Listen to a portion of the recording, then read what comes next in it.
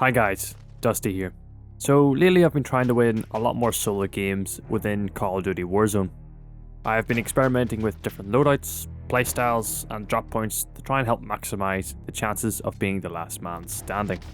So with this video today, I thought I would try and create a short playlist of the best drop points for getting geared up early, where you can get plenty of kills while having to pitch a tent and camp to the last circle. You will need to be aggressive by using UAVs and heartbeat sensors to hunt down other players, so always remember to collect as much cash as possible. With that said, I want to show you guys a variety of spots that will play to a variety of playstyles. So if you prefer a slower pace, consider some of the more quiet locations. So first things first, before we jump into the Warzone, let's talk about our equipment.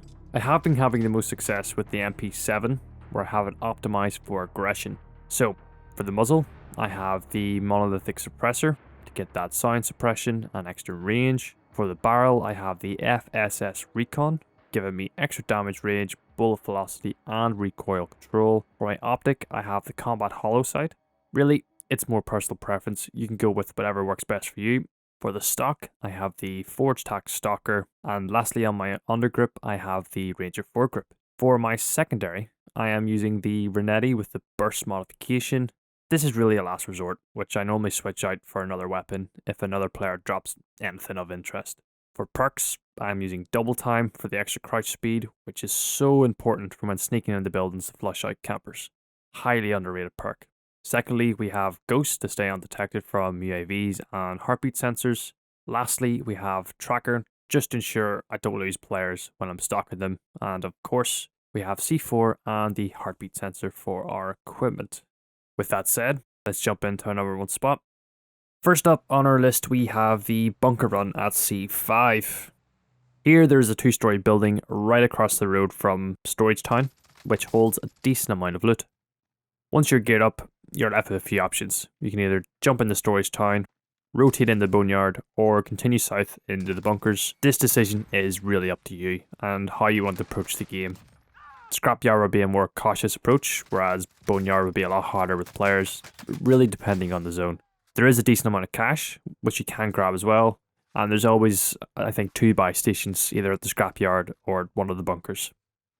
Next up, we have Airport, which is surprisingly quiet in solos. I normally prefer to drop into the car park, loot up there, and then rotate into the airport itself. The great thing here is there's a tunnel that runs up the left hand side, which is great in case you need to get a quick escape or if you need to rotate to the zone safely. Depending on the zone, I'll either rotate south into Storage Town or north to either the police station or dam. With that said, this drop definitely favours players who like to play slow and run ARs in case they have to run in the open ground up near the dam.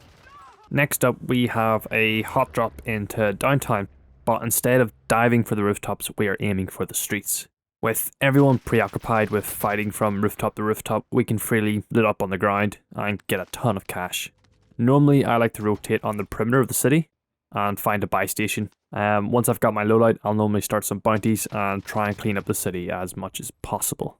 Number 4 on my list is the small village south of the dam. As time goes on, this drop seems to be getting more and more attention. And saying that, there's still a decent amount of loot and potentially some early kills. Depending on the zone, I'll normally rotate south into the airport through the tunnel or north into the dam. With this drop, you'll be covering a lot more open ground as you're moving from town to town, so I would consider running an AR for those mid-range engagements. Lastly, we have this little town just north of the airport. This drop has plenty of loot, potentially some early kills, and nearly always 2 buy stations. I would advise dropping on either the left hand side or the right, and fighting your way into the middle to avoid being pinched. When you get your loadout, you can either rotate into the airport or right into the TV station. You may have to push north into military base or quarry, depending on the zone, so always keep that in mind before moving out. So there you go. Thank you very much for watching. I hope these points of interest work out for you and help you on your way to your first solo victory in Warzone. Drop this video a like if you enjoyed it, dislike if you did not, leave a comment as well as that would be appreciated, and share this video with your friends.